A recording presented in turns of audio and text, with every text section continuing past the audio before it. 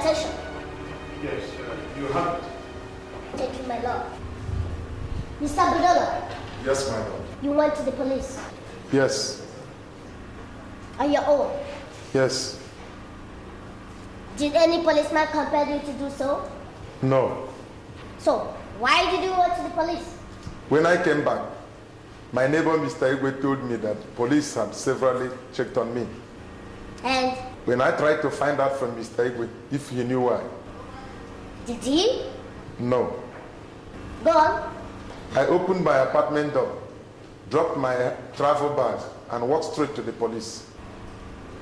So, while you were doing all this, what exactly were you thinking about? I was performing my duties as a law-abiding citizen. Great. So why you walked straight to the police station, subsequently the DPO's office? Did you at any point in time feel afraid? No. Why? There was no reason to be afraid. Until they put cuffs on me, I had no reason to be afraid. Why? My lord, my learned colleague is derailing me. We are talking of a man who committed murder. A man who murdered his mistress in cold blood. And the defendant is asking irrelevant questions, wasting the time of this honorable court just to buy time. In my considered opinion, the hangman is waiting impatiently to swing into action. Counsel, why don't you let me determine that? You may continue, defense counsel. Thank you, my lord. My lord, the guilty, they say, is always afraid. Now, let's use the nerves of this prosecution counsel by assuming that this man standing before you is actually perpetrated this crime. Objection, my lord. A weight assumption is been valid. This man standing here is as guilty as Cain, and it won't be to the interest of this honorable court to allow the defense counsel to lead this court astray. Counsel, you are overruled. Thank you, my lord. Now let's assume that this man is as guilty as charged. Now it will go on in history for the first time in this country that a man guilty of murder actually submitted himself for an arrest by walking straight to the police station.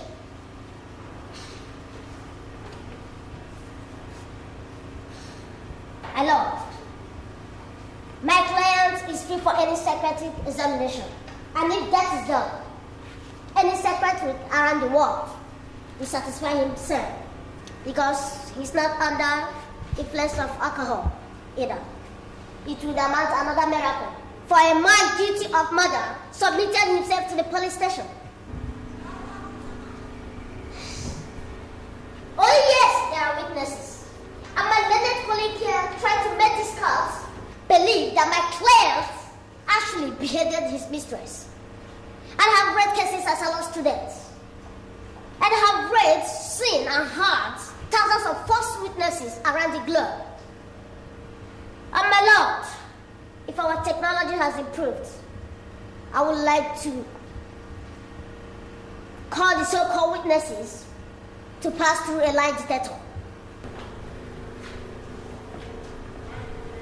My lord, my relationship with the ex-offense. I beg your pardon? I mean, being very close to the ground. Order! Yes, my lord. Because I'm very close to the ground, I can detect a liar, even before he opens his or her mouth. Yes, my lord. You may not notice that. The so-called witnesses are very far from telling the truth.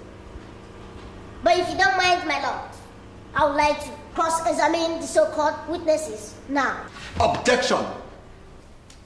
Are you aware, counsel, that there are laid-down procedures in this court? Very much aware, my lord. I am also aware of the giant legal jargon beyond every reasonable doubt. And besides, this man is standing in a timberlands, and he will lose his life if found guilty.